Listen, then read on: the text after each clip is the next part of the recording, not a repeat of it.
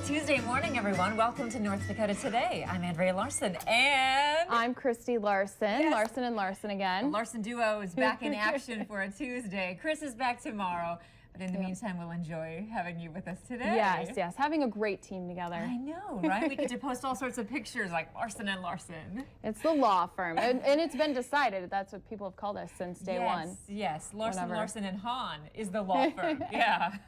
In fact, there was somebody who tweeted yesterday and said, I could be on the show. My last name's Larson. It could be like a triple threat. A triple threat, yeah. Yeah. But we do have a great show coming up today. I know that we have a very important topic, breast cancer awareness. Dr. Shelby Turstrick will be in talking about this mobile unit that's been traveling around the area, helping women get checked. Yep.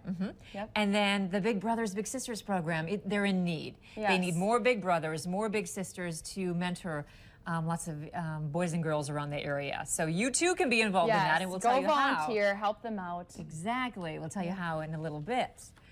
But first, we should check out the weather because it's kind of dreary today. I'm not sure if the sun's going to show up. Robert Hahn knows, though. Hello. Good morning. Yeah, we're not going to see a whole lot of sunshine today. We'll see some peaks of sun early this morning. It's on the chilly side this morning with some southeasterly breezes. Temperatures mostly in the 40s. 39 still over in Wadena. You do factor in the winds, and yes, we do have wind chills this morning. 32 is your wind chill right now in Wadena, 36 in Detroit Lakes, 39 in Grand Forks, Devils Lake, Jamestown, and 41 here in Fargo. There are the clouds. They continue to thicken on up, and that'll be the trend as we head through the day today. Better chances for some showers and thunderstorms later this afternoon. Not seeing any rain in the area right now, but that will change later on. Some thunderstorms, and one or two of those could be on the strong side in the far southern valley later on this afternoon and this evening. Tonight, some lingering rain showers and maybe some lingering showers early on your Wednesday. Behind this system, some cooler weather to wrap up the week and head through the weekend, and highs in the upper 50s and low 60s. Just a couple of chances of rain, a slight chance for a few showers Friday and again late Sunday and on into Monday. Well, I don't mind like the 70s. I don't mind if we go back to that. Yeah, some people love the 70s. They prefer that over 80s and 90s. I'm sure Robert hears from everybody who has. And we've had both of that over the last 7 days. 80s over the Saturday, Friday and Saturday, and now we've got some 70s. And so, do you think we're done with the 80s for now? Probably, Not sure? but you never know. That's right. Yeah. You never do know. Yeah. Thanks, Robert. I always cross my fingers for like one of those swings I back know. to like the 80-degree weather. I know. Bring it back. Definitely. Bring it back. I'm one of those warm people though. Yeah, I love to stay warm. Me too. You and me both. Yeah. I'd rather be warm. Thanks, Robert. Have you heard about the new clothing policy? Well, do you want to do your news minute first? Oh, see, and there we go. Now That's okay. That's what I'm here for. I'm here for you. There are a few stories that we'll be keeping you updated on throughout the day. Christopher Hampton is in court today. He'll plead not guilty to the killing of his cousin, Randall Donor, in North Fargo back in June. We'll let you know the latest step in the legal process on that. Plus, North Dakota Democratic candidate for U.S. House of Representatives, George Sinner, is in Fargo today. He's talking about crime in North Dakota and find out what he thinks needs to be done about it. And this is a day some North Dakota nonprofits get a chance to split over $150,000 to help further their causes. And as always, you guys can be sure to tune in Valley News Live, valleynewslive.com for more on those stories and other developments throughout the day. And I know one thing that we have had developing on our website, if you watch people go on and what stories they've been looking at, it's the story that we just tried to mention. Yes, I have I'm focused on the fact that you weren't zoomed in enough, and I was going to put my arms around you and make like a extra arms because you could see my hands. I could have had a few of them. I could have, you could see my hands a little bit in there. And I'm like, woohoo, there we go. Okay. That's Larson's live next TV. year. It's I know. Next time we'll zoom in closer and then. Anyway, yes, it's the new policy, right, at Devils Lake School, the public school. No, this is something I wear often. Leggings. And jeggings. And tight jeans. Right, I love them. Skinny jeans are in. I mean, that's practically all that you can find out there, right? Yeah. So that's the policy, no more, right?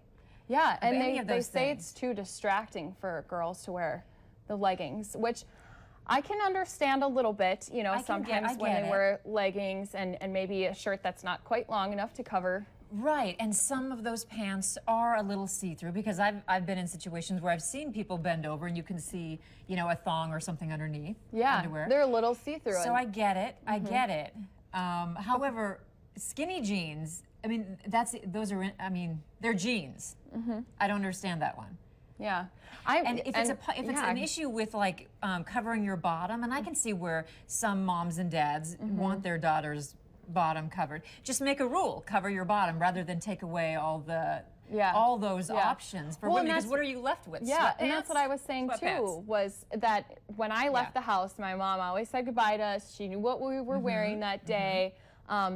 And she's multiple times said it's not ladylike to, you know, have things showing and things hanging out. So I know I have long legs, things already look short enough. That's one of the things I always worry about is, you know, wearing leggings underneath shorter skirts and stuff. But and I know that some schools, like way back when, I mean, at my little elementary school, there was a policy about, at first it started out where girls had to wear dresses. Can you imagine?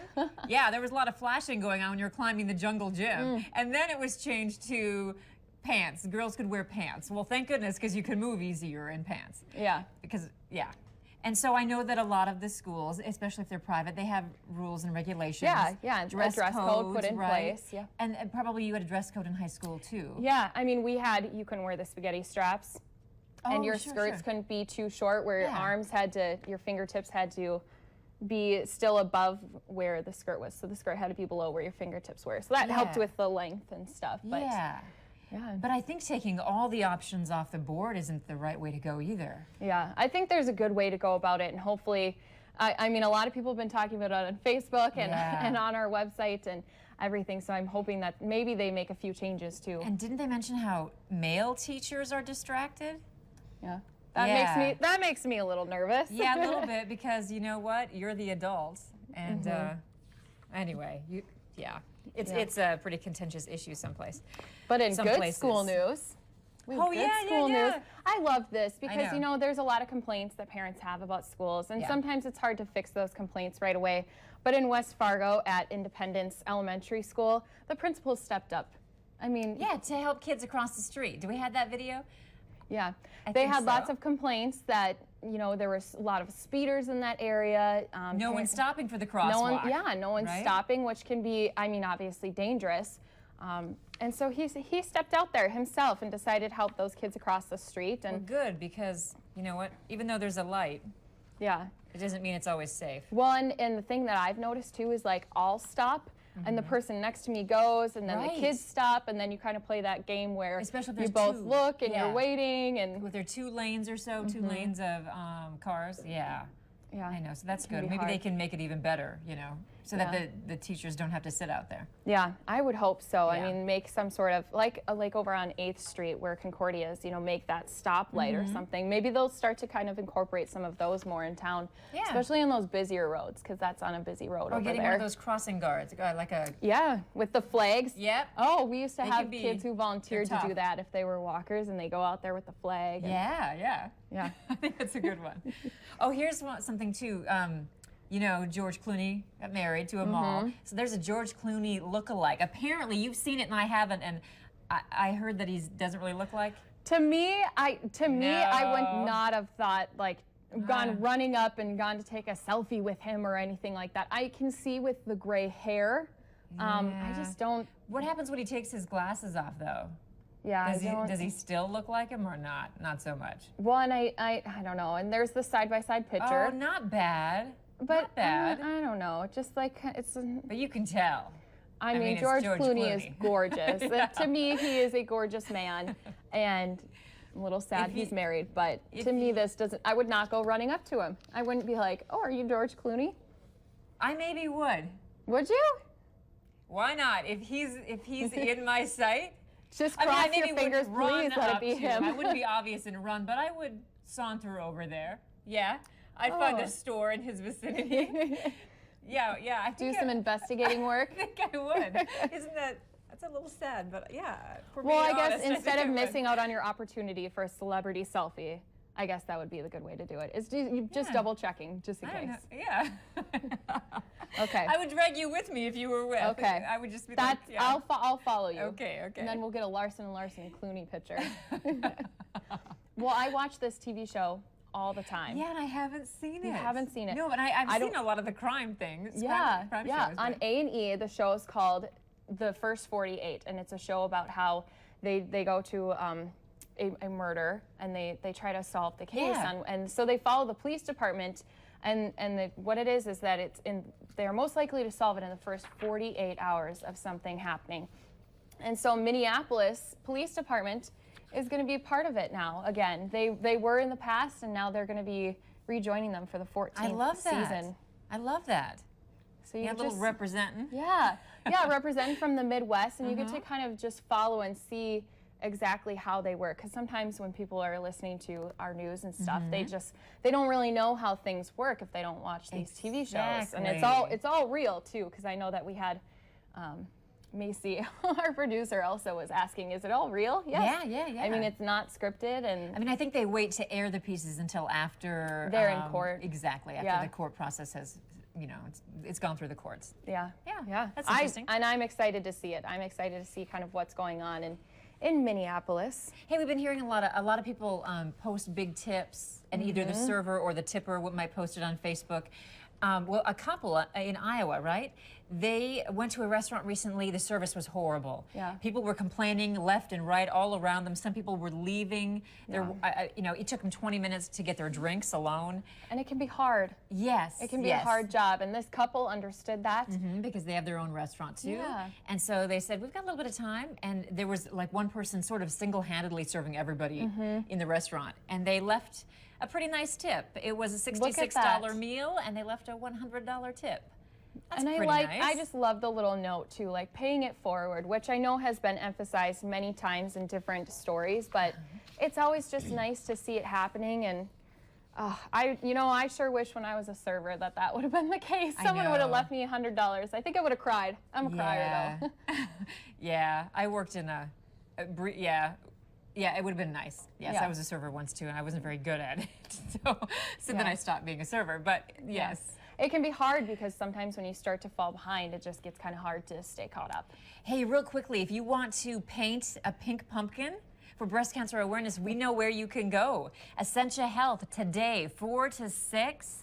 And it's kind of cool. You can take your pumpkin home for $5, or you can leave it, and they'll be for sale in October. So it's kind of cool. Yeah. Proceeds are going to benefit Life After Breast Cancer Conference. Yeah. Great awareness, great event. I think I might have to go by and that'd be paint fun. one.